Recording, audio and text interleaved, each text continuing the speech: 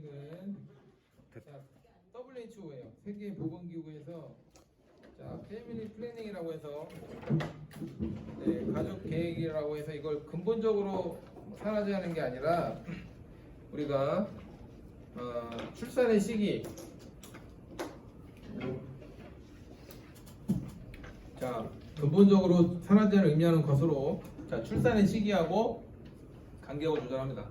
그래서 사격이라고 써있는데 또 간격을 하여튼 못하니까 미안해요. 네. 그래서 이런 그 시기하고 간격을 조절하고 너무 웃긴다 진짜. 출생 자녀 수를 제한을 합니다.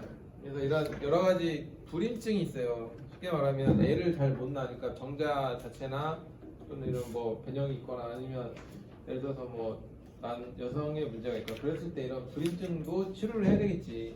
그래서 이런 저도 시험관 악의를 한다든지 이런 것들이 나옵니다. 그래서 진단하는 뭐 치료한 것들 다 포함을 해서 이렇게 WHO에서 가족계획이라고 정의를 하고요.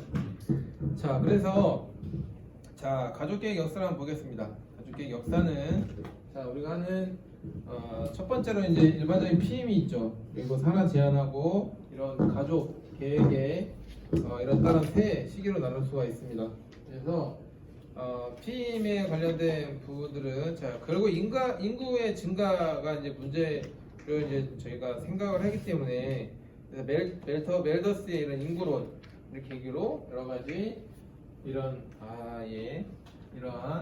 이런 예방적 또는 적극적인 억제를 통해서 사전에 조절을 해야 된다라고 하는 부분들이 바로 PM의 시기라고 하는 거고요. 자, 그 다음에 이런 산하 제한의 시기라고 하는 부분은 자 이건 1차 세계대전 이후에 생깁니다. 그래서 산하를 제한해야 된다라고 하는 부분이에요. 그러니까 PM보다는 산하를 제한해야 된다라고 하는 근본적인 문제를 하려고 구조적이고 근본적인 문제를 해결하려고 접근을 했던 시기가 됩니다. 자, 그 다음에 이제 가족계획의 시기인데요. 자, 이거는 자 이런 그 대중문화, 대중화 운동의 이런 목표와 이런 산하 제한하고 개념하고 다른 바로 이제 부모가 사전에 가족의 수를 계약을 하고 이런 책임을 가지자는 방향으로 이렇게 진행을 하는 이런 것들이 내용이 나오게 됩니다. 그리고 자 가족계획의 추진을 보겠습니다. 자 가족계획의 추진에서는 자 가족계획의 내용이 나오지. 첫 번째로 바로 모성 복원을 위한 가족 계획입니다. 자 이게 낫다고 했죠. 목소리가 자 방향을 좀 틀어봐지잖아. 이렇게 틀면 살짝만 틀어봐. 나오지? 네. 화면도 나오지? 네. 오케이. 자, 모성 복원을 위한 가족 계획인데, 자, 그래서 이거는 이제 원하는 자녀를 적절한 시기에 나와서 그 자녀의 성장과 발육을 증진을 하자. 그래서 이런 모체의 건강을 보호하자는 것까지 큰 의미를 갖고 있습니다. 자, 그래서 우리가 이제 고민이 되겠지. 여러 가지 이제 첫 출산을 언제 할 건가, 그리고 몇 명을 낳을 건가, 그리고 터울을 얼마나 할 건가 라는 부분, 그 다음에 어머니 나이가 몇 살까지 애를 낳을 건가, 그리고 PM 실시나 이런 가정 설계를 어떻게 할 거라는 부분에 의해서 가정을 꾸려 나가기 위한 이런 가족 계획에 410페이지 나와 있습니다. 보시면 되고, 자 그래서 초산 연령의 결정이라고 부분이 나오게 되는데요. 자 초산 연령은 대부분 20, 30대도 나온 거고요. 여기 책에 나온 것처럼 20대 초반 좋답니다. 그러니까 제 친구는 지금 얘가 26살이겠지. 저희 딸도 고등학교 때 애기 낳은 애도 있었어요. 물론 지금도 있겠지만 그 친구는 지금 애가 20대가 군대도 갔다 오고 뭐 그런 사회 활동할 수 있는 나이입니다. 그리고 자 마지막 출산은 30세 이전이 이제 바람직. 이거는 이제 원론적인 얘기지 실제적으로 이게 안 맞잖아요. 이렇게 하면 얼마나 좋겠어. 내가 잘 살면 할 수 있겠지. 근데 그게 아니다 보니까 점점 더 늦춰지는 거고 이런 부분입니다. 자 그래서 35세 이후에는 아무래도 이제 여러 가지 뭡니까 유전적인 질환이나 이런 노출이 많이 되다 보니까 대부분 아이 낳기도 힘들다 보니까 제왕절개를 많이 해요. 희생을 많이 하게 되는 거고 특히 이런 임신 중독증이라고 하는 부분도 많이 생기게 되고 또 뭐 유산이라든지 이런 미수가 이런 분만율이 약 한 20대 1에서 2배 이상이 되는 이런 거를 이제 발표를 하고 있습니다. 자, 임신 간격 터울인데요. 이거는 이제 모자의 보건 유지예요. 쉽게 말하면 연년생인 것보다는 한 2년이나 3년 터울이 나는 게 좋다라고 하는 얘기거든요. 이제 그럴 수밖에 없는 게 저도 4년 터울이 나거든요. 근데 저는 계획을 한 건 아니고 어찌하다 보니 그러다 보니 이렇게 된 거지만 터울이 있는 게 좋아요. 아무래도.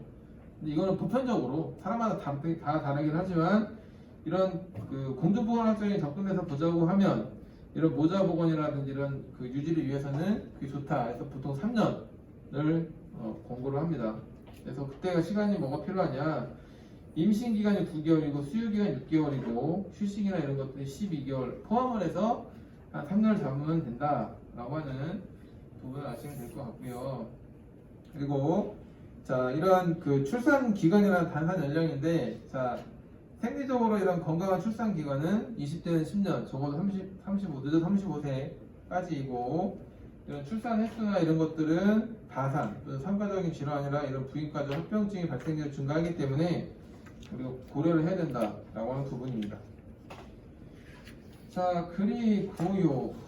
넘어가셔가지고 피임 방법이 나오게 되는데 이건 뭐 책에서 나온 부분이니까 저도 그냥 하는 거고요. 자, 그래서 일시적인 피임이나 뭐 영구적인 피임이 있긴 한데 일시적인 말 그대로 그냥 손쉽게 할 수 있는 부분이고, 영구적인 거는 뭔가 이제 수술적인 걸 통해서 또는 뭐가 이렇게 통하는 부분이라고 보시면 됩니다. 자, 그래서 피임의 원리는 계란을 억제하는 것이고요. 그리고 수정을 방지해주고 자궁 착상을 하는 것까지 방지를 해서 결국은 우리가 이제 임신이 안 되게 만들어지는 거고요. 그 다음에 영구적인 피임은 불임법이라고 부르는데 보통 이제 난관, 여자가 하는 난관 수술, 남자는 정관 수술이 있어요. 쉽게 말하면 난소로 가는 그걸 막고 거기를 이제 묶거나 또 이런 제일 좋은 방법이 되죠. 그래서 이런 방법적인 것이 소개가 되고, 자, 일시적인 피임법은 먹는 피임약이 있습니다. 그래서 이건 결국은 그 LH나 FSH 같은 난소 호르몬이라든지 항체 호르몬이 있거든요. 그것들을 혼합을 한 거니까 쉽게 말하면 불균형을 일으켜요. 얘네들이 먹게 되면. 이러다 보니까 굉장히 이런 피임 될 수밖에 없는 거고요. 또는 자궁의 장치라고 하는 IUD라고 하는 게 있는데, 자, 이 자궁의 장치 같은 경우는 자, 수정란의 착상을 방지하기 위해서 이렇게 쓰는 방법이다라고 보시면 됩니다. 413페이지에 자세한 내용들은 쭉 있으니까 한번 참고해서 보시면 되고, 지금 큰 거만 말씀을 드립니다. 이제 가장 손쉽게 할 수 있는 게 남자 같은 경우는 콘돔이겠죠. 그래서 일반적으로 쓰는 것들이 있다라고 보시면 되고, 자, 넘어가십니다. 뭐 갑자기 시험 문제가 나오지? 잘렸나? 이게 그런 내용이 중요하나 잘라먹었나 내가? 자, 414쪽에 보시게 되면요. 자, 이거는 이제 가족 계획에 대한 내용이게 되는데, 이건 제가 별로 중요하게 잘라 먹었나 봅니다. 크게 없으니까 넘어가실게요. 자, 그리고 책을 펴보세요. 책 펴시고 이제 시험 문제. 이번 시간에는 챕터 7까지 알려드리고 다음 시간에 나머지 챕터 알려드릴게요. 네, 이거 하시면 될 것 같습니다. 자, 챕터 1에 들어오시면 거기에 자, 리베라고 클락이라는 사람들이 자연사에 대한 단계를 언급을 한 부분이 있어요.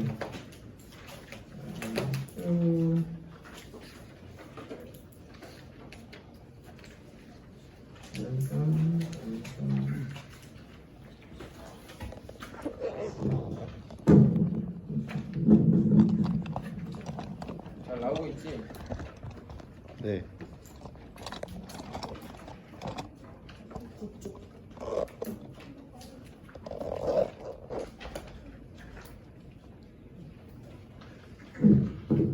저쪽이야. 이쪽이야. 리베라고 클럽. 자, 여기에 나와 있는 질병의 자연사 5단계를 참조하셔서 표 1-1입니다. 표 1-1에 보면 비병원성기, 초기 병원성기, 불연성, 발연성, 회복기라고 되어 있는데요. 이 부분에 대해서 각각의 용어, 자, 아시면 될 것 같고요. 자, 그래서 어렵다. 9페이지 밑에요. 4번 질병 자연사 예방 개념 이다라고 보시면 될 것 같습니다. 그래서 초기 병원성 예방 접종이겠지. 그러니까 저는 볼드체를 여러분들 자꾸 하는 얘기는 볼드체, 그러니까 두꺼운 글씨를 잘 아시면 대략적인 내용들을 알 수 있어요. 그래서 이거 잘 아셔야 되고요. 자, 각각의 이런 그 예방하는 거에서 어떤 것들이 필요한지가 나옵니다. 그래서 2차 예방 같은 경우는 조기 발견을 해서 조기 치료를 해야 된다라고 하는 부분이 되고, 3차 예방은 재활, 의학적인 예방 활동이 필요하다라고 하는 부분이 나옵니다. 참조해서 보시면 되고요. 자, 넘어가 가셔가지고 자, 이제 용어가 나올 겁니다. 이거는 공중보건학의 이런 출현이나 이런 학문에 대한 관련 것들인데요. 자, 예방의학 12페이지에 있어요. 자, 프리벤티브 메디신이라고 되어 있어서 이런 예방의학에 관련된 용어 보시면 좋을 것 같고요. 그래서 이거는 자, 각 개인이에요. 예방의학은 각 개인을 대상으로 이런 질병 예방과 건강 증진 필요한 의학적인 지식 이거를 적용하는 거겠지. 이게 예방의학입니다. 예방의학은 정규 의대 과정을 마쳐야 돼요. 그지? 근데 이 예방의학을 하는 거 말고 우리가 할 수 있는 게 또 역학이라고 하는 부분이 있어요. 역학은 의사가 아니어도 할 수 있어요. 이런 부분들이 차이가 나는 거고요. 자, 공중보건학. 자, 지역사회 주민 국민 대상으로 질병 예방 건강 증진입니다. 그래서 이제 보건 문제를 해결해야 된다는 데 주 목적이 있다라고 하는 용어 잘 기억을 하시면 되고요. 자, 그 다음에 소셜 메디신입니다. 그래서 이거는 자, 이거 뭐냐면 자, 생물학적인 측면이 아닌 사회적인 건강 장애 요인하고 더불어서 인간 집단의 건강을 추구하는 학문이다. 13페이지에 있어요. 가운데쯤에. 자, 이렇게 참조해서 보시면 되고, 이걸 다 내는 건 아니겠지. 이 중에 낸다는 거예요. 아시겠죠? 근데 꼭 알아야 될 내용들이기 때문에 보시고 보아야 된다는 얘기고, 자, 지역사회 의학인데요. 자, 지역사회 의학 또는 지역사회 보건학이라고 하는 표현이 있습니다. 결국은 이건 뭐냐면 일반적으로 이제 중앙 말고 이제 요즘은 이제 사회 자체를 구성하는 것들이 대부분 지역 위주로 돌아가기 때문에 이런 부분들을 우리가 언급을 하는 부분이고요. 자, 그 다음에 건설의학이 나옵니다. 건설의학은 자, 이런 그 지금 이제 건강 상태, 현재 건강 상태에서 이거를 어떻게 할 거냐라고 하는 이런 적극적인 건강 관리 방법을 연구하는 학문이라고 표현을 쓰게 됩니다. 자, 그리고 넘어가셔가지고요. 자, 쭉쭉 넘어가시면 자, 공중보건의 3대 지표가 나오죠. 자, 공중보건의 3대 지표. 자, 영아 사망률. 여러분들 보건 수준 평가 3대 지표 있죠? 숫자 2에 요 중에 영아 사망률, 그리고 비례 사망 지수, 평균 수명, 이세 개 잘 아셔야 돼요. 영아 사망률은 자, 대표적인 한 국가의 보건 수준 평가 지표예요. 보건 수준 평가 지표로 쓰는 거고, 자, 비례 사망 지수라고 하는 거는 총 사망자 수에 대해서 50대 이상의 사망자 수를 백분율로 표시한 겁니다. 자, 그래서 비례 사망지수 값이 큰 때는 건강 수준이 높고 장수 인구가 많다는 것을 의미한다라고 하는 부분이고, 평균 수명은 자, 0세 때의 평균 여명 기대 수명 얘기를 합니다. 이렇게 참조하셔서 내용을 의미 잘 아시고요. 자, 공중보건의 발달사, 이거는 시험 문제 안 낼 수가 없어요. 이거는 딱 요원 정해주고 이건 어떤 식인가 나는데 볼드체입니다. 큰 것이. 자, 그래서 고대기 때 첫 번째 나오는 고대기 때 나오는 거는 이때는 이제 귀신이나 이런 것들 다 점성술도에서 나왔던 부분이고요. 그래서 이때는 이제 히포크라테스에 나오는 뭐 이런 내용들. 자, 그래서 이때는 이제 이런 위생공학 이런 부분들도 발달을 했던 시기라고 하는 것들이 책에 친절하게 나와 있습니다. 보시면 되고요. 자, 중세기는 자, 이제 대표적으로 그리스하고 로마 얘기가 나오게 되는데, 뭐 이때 나왔던 것 중에 거기에 보면 그 뭡니까 그 금욕, 그러니까 그 사치주의의 첫 번째로 나오는데 이런 육체를 경시하고 금욕을 행동의 규범을 삼는 종교적인 색채가 씻었던 게 바로 중세기의 내용이 되고요.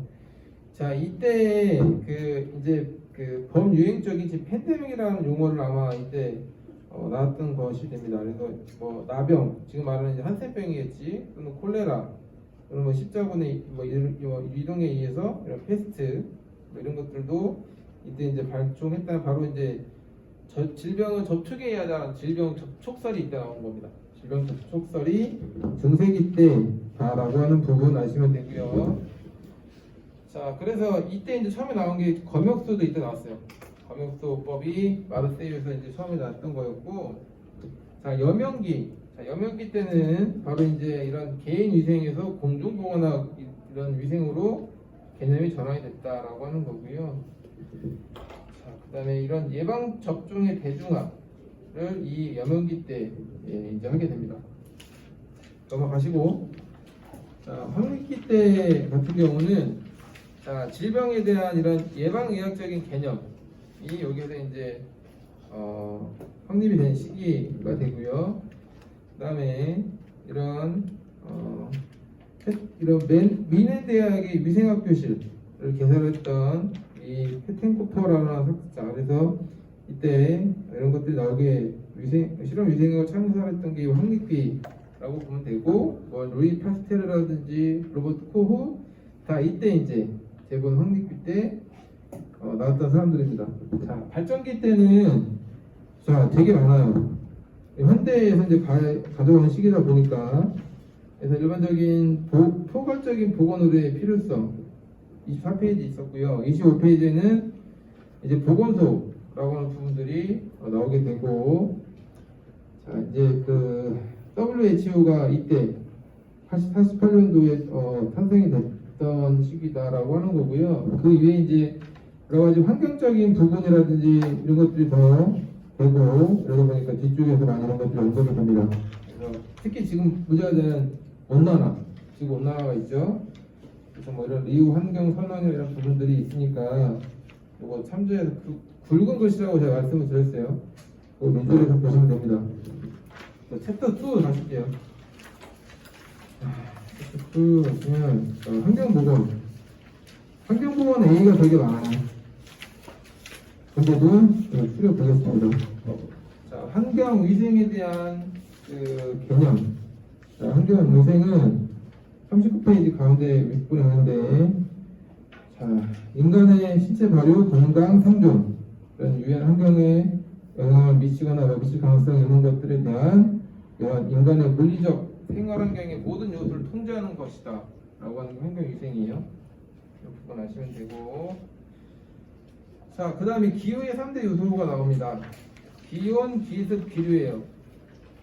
40페이지 가운데쯤에 있어요.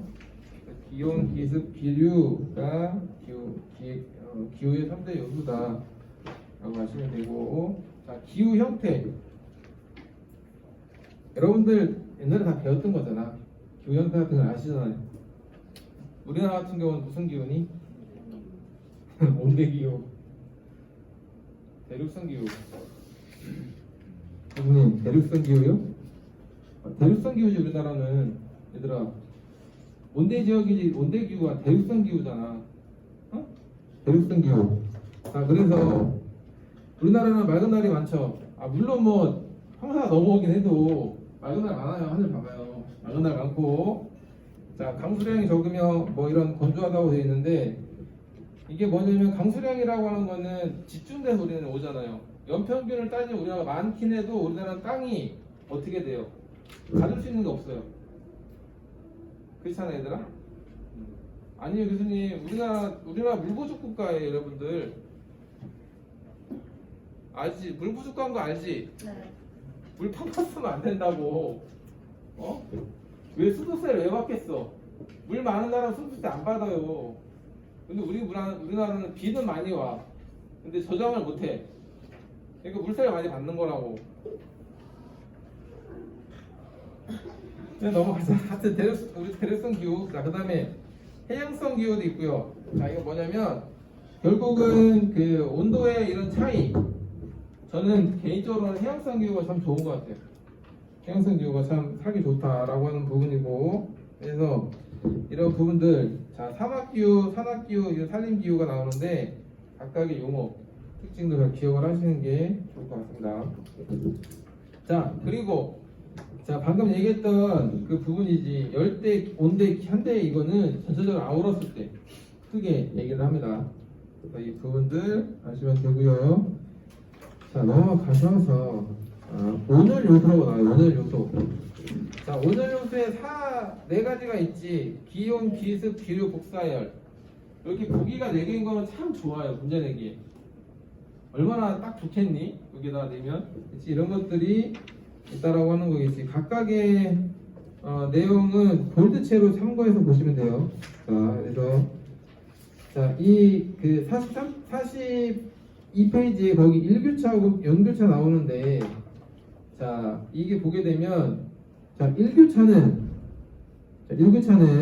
자, 하루 중 최고 기온하고 최저 기온의 차이를 얘기합니다. 그지? 최저 기온은 일출이에요. 일출 30분 전. 그리고 최고 기온 오후 2시입니다. 오후 2시가 제일 높다라고 하는 부분이고, 자, 그 다음에 자, 1교차는 산악분지는 크죠. 산은 당연히 클 수밖에 없죠. 그리고 수풀이 우거진 데서는 작지. 그리고 내륙, 해안, 산림 지방의 순으로 이렇게 차이가 난다라고 하는 부분 하시면 됩니다.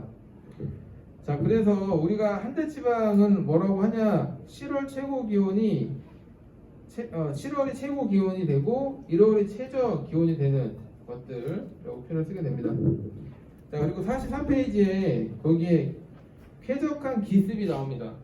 습도, 휴미디티가 나오는데, 에어 휴미디티가 나오는데 이거 기습이라고 하고 그냥 습도는 휴미디티라고 하는데, 자, 40에서 70도예요. 40에서 70%가 되는 거고, 자, 우리가 보통 20도씨 이상에서 있기 때문에 대부분 40에서 60도가 적당하겠죠. 60%가 그 얘기가 있습니다. 자, 그 다음에 자, 기류가 나옵니다. 밑에 44페이지 기류가 에어 모브먼트가 나오게 되는데 붉은 글씨. 자, 목풍은 0.1 m/s. 그리고 불감 기류는 0.5 m/s. 쾌적한 기류는 실내인데 0.2에서 0.3 m/s입니다.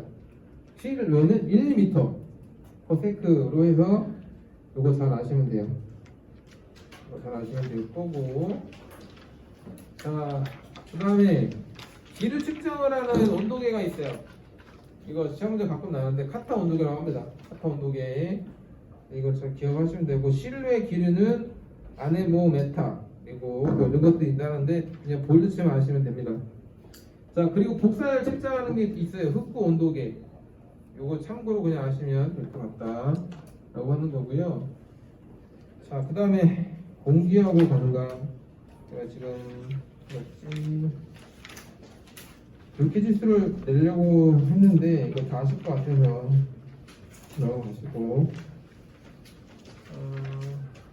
잠깐만 얘들아, 공기하고 뭐였지?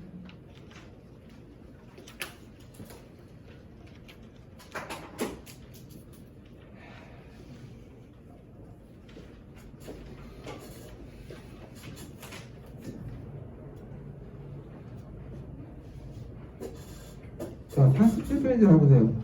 거기에 자, 디스컴포트 인덱스라고 하는 거 있죠. 불쾌지수. 두 가지 영역이 있어요. 습도와 온도예요. 아주 기본적인 거지. 습도 온도에 의해서 불쾌가 표시를 한다 라고 하는 것만 아시면 되고, 자, 그 다음에 넘어가시고 여기에 잠깐만요. 자, 그 공기와 건강이 있는데 이거는 여러분들 기본적으로 살아가는 환경이니까, 자, 정상 공기의 성분입니다.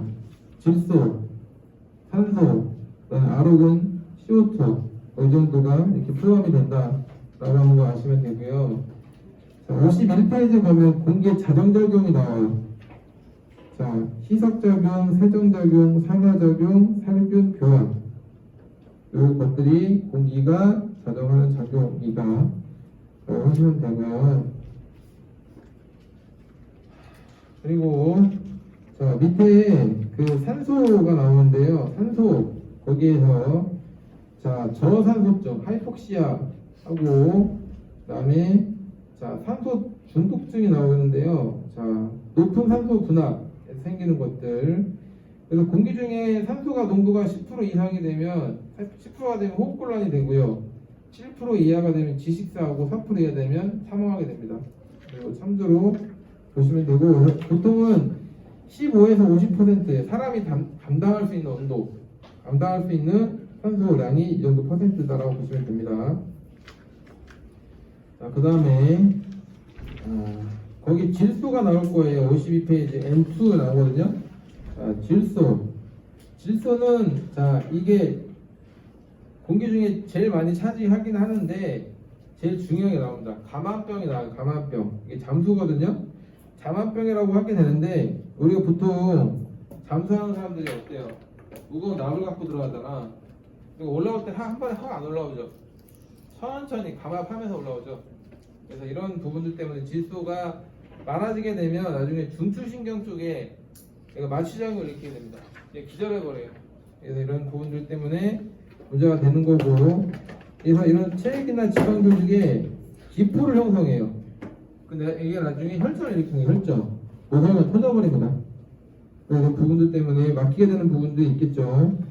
그래서 이걸 우리가 잠암병 또는 감압병이라고 이렇게 표현을 씁니다. 다이버스 디지라고 이렇게 표현을 쓰게 되는데 이런 것들은 질소하고 연관된 거예요. 참고로 아시면 되고. 엄청 많이 자꾸 몇 개가 될까? 지금 한 30개 될까?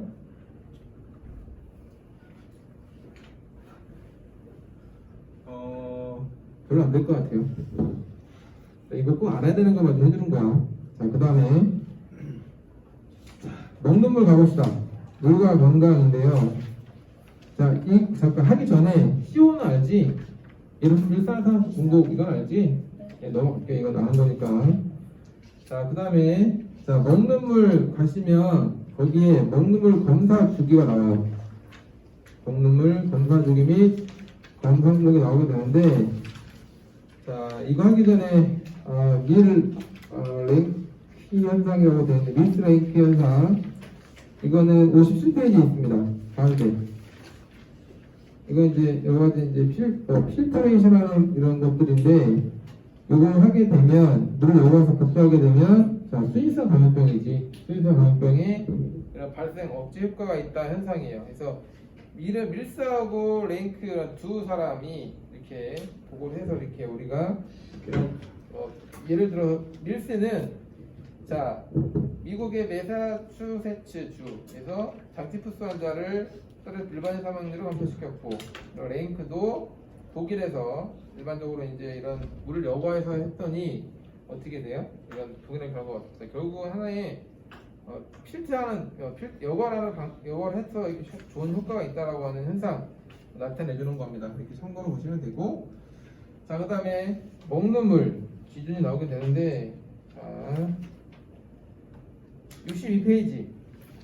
이거는 두꺼운 글씨는 아닌데요. 두꺼운 글씨는 아닌데 여기 보게 되면 자, 표 2- 표 말고요. 그 밑에 보면 그 표 2.2-6과 같이 매일 주간 월간 실시하고 땡 옆에 수속지 검사 있죠. 여기 일반 세균, 그다음에 총 대장균 또는 분원성 대장균군 잔류 염소 매월 실시하는 게 있습니다. 요거 매월이 중요해요. 매월 이거 참고해서 보시면 되고, 넘어가셔서 자, 상수 정수법의 순서가 나와요. 상수도 정수법 67페이지입니다. 거기 보시면 자, 수원, 정수장, 배수지, 배수관이 있는데 그 사이가 있죠. 도수, 송수, 배수, 코수가 있습니다. 요거 참조해서 그걸 알아놓으세요. 그러고 자, 68페이지에 보면 여과가 나와요. 여과, 필트레이션인데, 자, 이거는, 자, 완속사 여과법 하고, 급속사 여과법이 나오는데요. 자, 영국이 완속사를 쓰는 거고, 급속사는 미국입니다. 미국을 쓰는데, 자, 이거는 완속사는 모래층이 들어가고요. 급속사에는, 자, 황산 반토 등 같은 또는 약품 침전법과 같은 이런 모래에 의한 여과법을 조합한 것들을 우리가 이렇게 표현을 쓰게 됩니다. 참조로 아시면 돼요. 자, 그리고 넘어가십니다. 넘어가셔서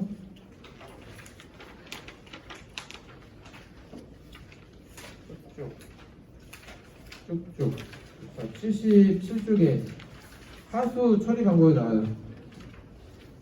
자, 이 중에 자, 생물학적 처리가 나온다. 79쪽에 생물학적인 처리가 나오게 되는데, 자, 이거는 이제 산소 유무에 따라서, 산소 공급 유무에 따라서 호기성이냐 흡기성이냐 차이가 나오는 거고요. 각각의 이런 방법들. 자, 그래서 흡기성은 산소가 없는 부분이어야 되겠지, 그죠? 그래서 일반적인 부패조와 임호프조가 이쪽에 들어갑니다. 그리고 호기성은 활성 온입법. 얘는 이제 호기성 미생물에 의해서 이런 유기 물질을 산화분해해서 제거하는 방법을 씁니다. 여기 들어가고요. 그다음에 쭉 넘어가셔서 그다음에 98페이지에 여기 인공 조명이 나옵니다. 전류가 나와요. 전류. 99페이지 정도입니다. 직접 조명, 간접 조명, 반간접 조명. 이 반간접 조명이 뭐예요? 가장 위생적인 방법이다 라고 하는 거겠지. 자, 그리고 적정 조명 같은 경우는요, 자, 이게 우리 일반적으로 지금 교실인데 300루스 정도 이상에서 필요하다라고 하는 소개가 됩니다. 자, 그 다음에 101페이지 넘어가서, 자, 의복의 방한력을 나타내는 단위가 있어요. CLO입니다. CLO. 자, 그래서 이거는, 자, 말 그대로 이 단위 자체를 가지고 우리가 의복의 이런 열 차단력을 우리가 표시를 하는 단위고, 자, 그래서 이런 CLO 그러니까 방한 장갑은 2CLO, 방한화는 2.5CLO에서, 자, 방한력이 크다는 건 숫자가 더 높아질 때마다 더 볼 수 있다라고 하는 방법이 나오게 되고요. 그 다음에 넘어가서 생물학적인 구제가 될까요? 넘어가죠. 뒤에 또 나오니까. 그러면은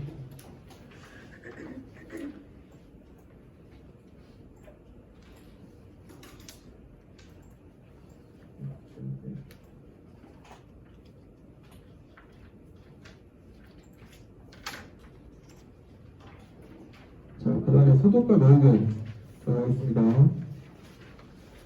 소독, 디스인펙션이라고 하죠. 디스인펙션. 이거는, 자, 동호성 미생물 전파되는 것을 사멸, 그리고 약화시키는 해서 감염력 억제하는 방법이고, 자, 살균은, 자, 아포까지 우리가 없다는 거죠. 그래서 모든 형태의 미생물 완전히 사멸해서 불황화성화 시킨다 라고 하는 것까지 아시면 됩니다. 자, 그 다음에 자, 산화제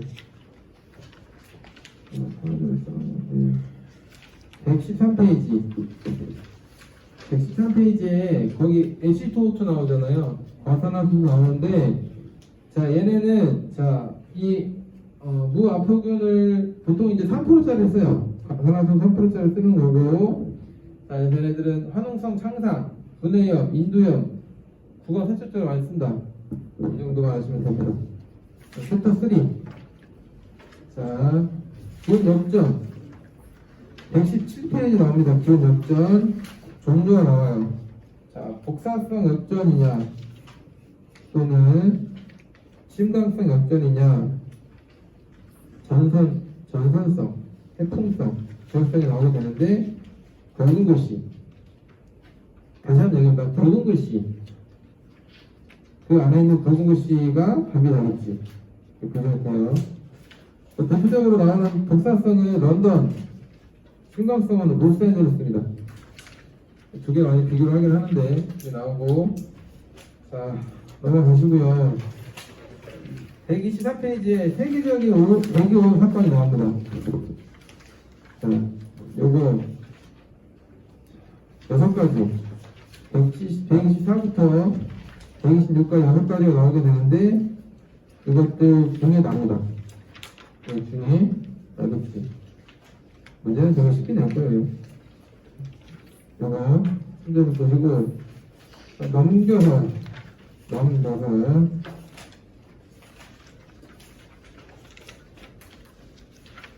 자, 138페이지에 온실효과라고 나옵니다.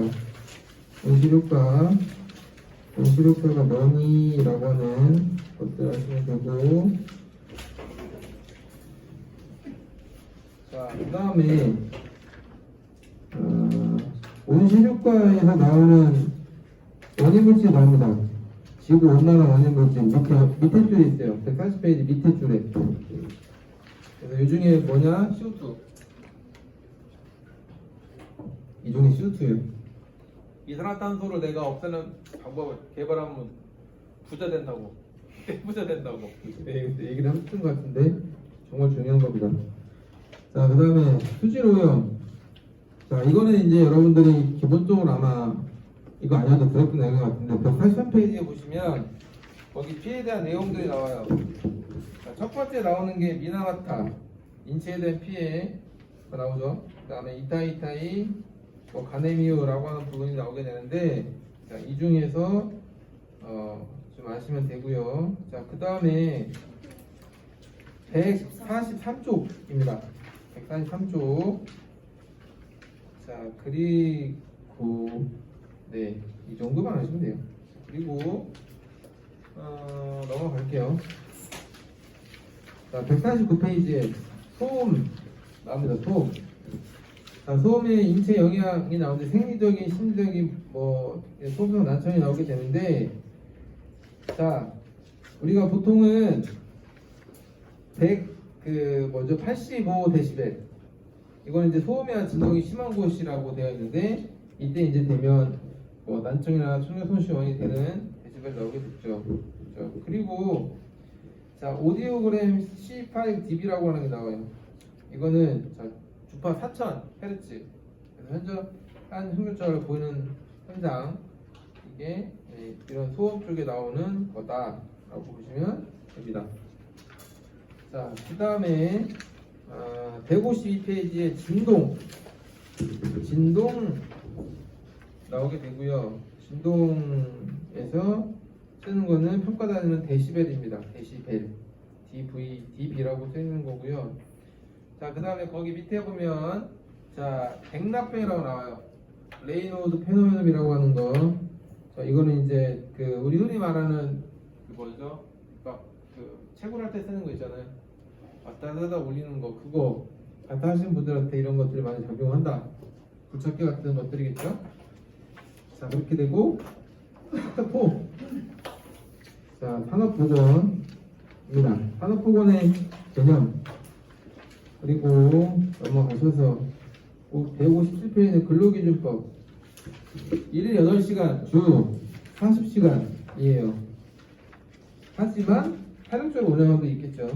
그래서 밑에 참고로 보시면 되고. 자, 그 다음에 159페이지에 160페이지 넘어가면서 여성 근로자들에 대한 특성기 보호에 대한 내용이 나옵니다. 큰 글씨, 굵은 글씨 위주로 보시면 돼요. 자, 그리고 넘어가셔서 163페이지는 되게 중요합니다. 이 건수율, 우리가 건수 인시던 오어 스펠 베이스 레이트라고 되는데, 이게 인원수가 나와요. 1000명이냐 100만 명이냐 1000명이냐가 되게 중요해요. 숫자. 그래서 건수율, 그 다음에 도수율, 강도율 3개 되겠죠. 중에 잘 아셔야 됩니다. 163페이지 얘기했고요. 자, 그 다음에 쭉 넘어가보면 160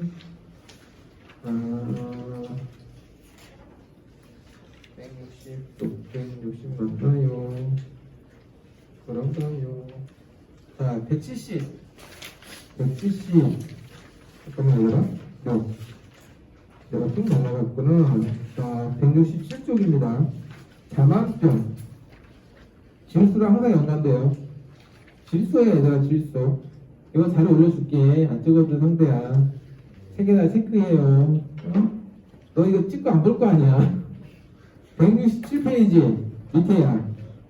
어디 보고 있니? 167로 숫자 위에 써있다. 표지. 자, 167 밑에 자만병 이거 잘 기억을 하시고요. 자, 그 다음에 한 페이지 넘어가서 고온에 의한 신체장애 이거 열중증이라고 표현을 쓰게 되는 건데, 자, 이거 종류들이 나옵니다. 1부터 4까지 다 외우지 말고요. 굵은 글씨, 교수님 다 굵은 글씨인데요. 굵은 글씨밖에 없잖아. 3개밖에 없잖아. 알아들으면 알 거예요. 굵은 글씨 3개밖에 없잖아. 그걸 보시라고요. 자, 넘어가십니다. 자, 그 다음에 169페이지에 한냉 폭로가 나오죠. 한냉 폭로 동상 1도, 2도, 3도 동상 형태가 나옵니다. 이거 아시면 됩니다. 챕터 5로 넘어가기 전에 진폐증 있죠? 얘들아 171쪽이에요. 진폐증 종류가 친절하게 나옵니다. 그치? 네. 이거 내겠죠? 네. 넘어가시고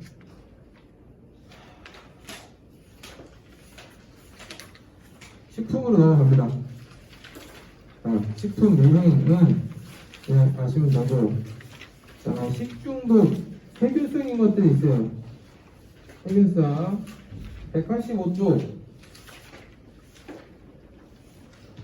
세균성 너무 많은데요, 교수님. 두꺼운 아시면 돼요. 보드체 하나밖에 없네요. 아니네요. 보드체가 한 2개, 3개가 나오는데 그 중에 하나 낼 겁니다.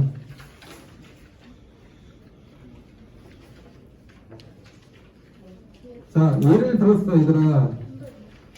지금 살모넬라 이거는 그냥 참고로 세균이니까 써놓은 거예요. 장염 비브리오가 볼드체가 있네. 그치? 그리고 경화성 다장균은 종류들이 있잖아요. EPC, EI 이거 다 들어갔잖아. 연습할 때. 네, 참고로 하시라고요. 참고로. 아, 이런 것도 다시 나오네. 보시면 됩니다. 그리고 188쪽에 포도알균이 나오겠죠. 근데 여기 내가 안 써놨는데 안 써놓은 건 안 낼 겁니다. 안 보셔도 되고요. 자, 보툴리니스균 써놨네요. 189쪽 아시면 됩니다. 자, 참고로 하나 캠필로박터는 아셔야 돼요. 190쪽에 캠필로박터. 자, 이 캠필로박터는 닭고기하고 돼지고기, 쇠고기 같은, 여러분 다 생닭 알죠? 생닭 할 때 물에 씻지 말라고 하잖아. 그때 캠필로박터가 이게 감염이 되는 형태가 됩니다. 손에 뭐 혹시나 상처 있거나 하면 감염이 되기도 합니다. 이렇게 보시면 되고, 자, 그 다음에 바이러스는 통과. 그 다음에 곰팡이 독소입니다. 자, 곰팡이 독소 되게 많아요. 자, 이 중에 하나밖에 없어. 볼드. 앞으로 표시밖에 없어요. 이거 너무 쉽다, 이렇게 되면. 아, 안 되는데. 공부시켜야 되는데, 이것도 진짜. 자, 어떤 턱시요? 그런 것도 많으니까 넘어가고요. 자, 그 다음에 자연소옥이 나옵니다. 무스카린, 버섯. 있죠? 그 다음에, 아미그달린. 청매. 아미그달린. 그러니까, 매실. 그런 거 있잖아요. 자, 그 다음에 모카씨. 하고 통감 쭉 갑니다. 통과라니 그냥 빨리 지나간다는 얘기야. 자, 갑자기 처리법이 나옵니다.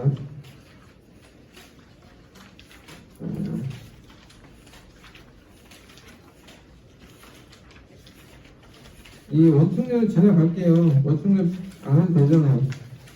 계속 틀렸던 거 다시 하기 그렇잖아. 210페이지에 거기에 자 식품 보존에 대한 부분이 나오게 되는데 이거 여러분 다 아시는 거예요. 염장법, 방장법, 산첨가법, 식품 보존법, 천연물 이용 다 알았다 아니에요. 이 중에 하나 이거 잘 아셔야 됩니다. 자 그리고 챕터 6 역학조사. 이거는 시험 진짜 많이 내면 좋은데 평소 때문에 그럴 수 없잖아요. 자 역학이라는 용어 기본적으로 아시면 돼요. 보통은 224페이지 거기 따라서부터 나오네요. 따라서 여러분 나오고, 자 그 다음에 226페이지에 역학 조사가 나와요. 환자의 진단, 확인, 유행 여부, 자료 수집과 분석이라는 거 나오거든요. 그리고 가설 수립 검증, 예방대책 수립과 보고 작성, 226쪽 7쪽까지 있습니다. 봤죠? 네. 넘어가실게요. 그리고 자 질병의 학설 이 중에 3대 요인 사례가 나옵니다. 병원체, 숙주 환경, 3개 되게 중요해요. 넘어가시고, 그 다음에 233쪽에 측정의 정확도와 신뢰도가 나옵니다. 이거 용어 아셔야 돼요. 자, 정확도, 민감도, 특이도, 예측도 이거 4개 나오죠. 밑에 있는 공식을 외우라는 게 아니라 용어 시험 문제 됩니다. 이거 233쪽부터 4쪽이야. 됐지 얘들아? 네. 성대가 됐지? 그 다음에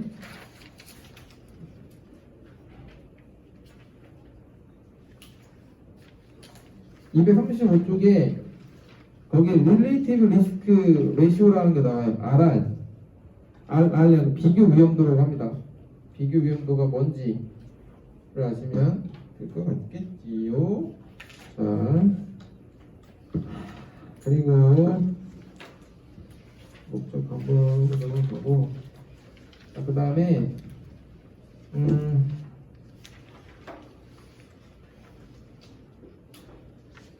자 238부터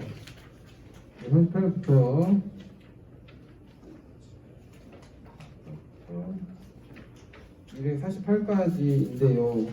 너무 많지 얘들아. 그렇지. 자 기술 역학 239페이지 보시게 되면 용어가 나와요. 자 기술 역학은 인간 집단 대상. 그래서 질병이나 발생 공표의 경향을 조사하기 위한 거다라고 하는 게 나오거든요. 요거 잘 아시면 되고, 그래서 그 밑에 보면 시간대 현상이라고 하는 부분이 나오게 되는데 추세 변화, 주기 변화, 그리고 불규칙, 계절적, 단기가 있는데 볼드체만 아시면 돼요. 볼드체는 국가고시로 또 얘기합니다. 이거 아시면 되고요. 자, 그 다음에 240페이지에 지리 현상이 나옵니다. 용어, 소착, 유행, 반발, 산발적인데 이 중에 하나 되겠죠. 이거는 이거 거저 먹는 문제라고 보시면 돼요. 거저 먹는. 넘어가십니다. 자, 그 다음에 242쪽에 거기에 분석 역학이 나오게 되는데요. 자, 여기에서 243페이지에 있는 후향적 기억 연구라고 나와요. 243페이지 2번 이거 많이 사용하는 거고요. 그 다음에 자 케이스 컨트롤 스터디라고 하는 환자군 대조군 요거 참고해 보시면 될 것 같습니다. 자, 그 다음에 넘어가시고요. 246쪽에 거기에 후양성 코호트 연구 나오죠? 네. 요거 용어 잘 아시고 그 다음에 실험 역학 중에 원인 관계를 검증하기 있어 가장 확실한 방법이다. 여기까지 하면 돼요. 그래서 챕터 1부터 7까지 여기서 냅니다.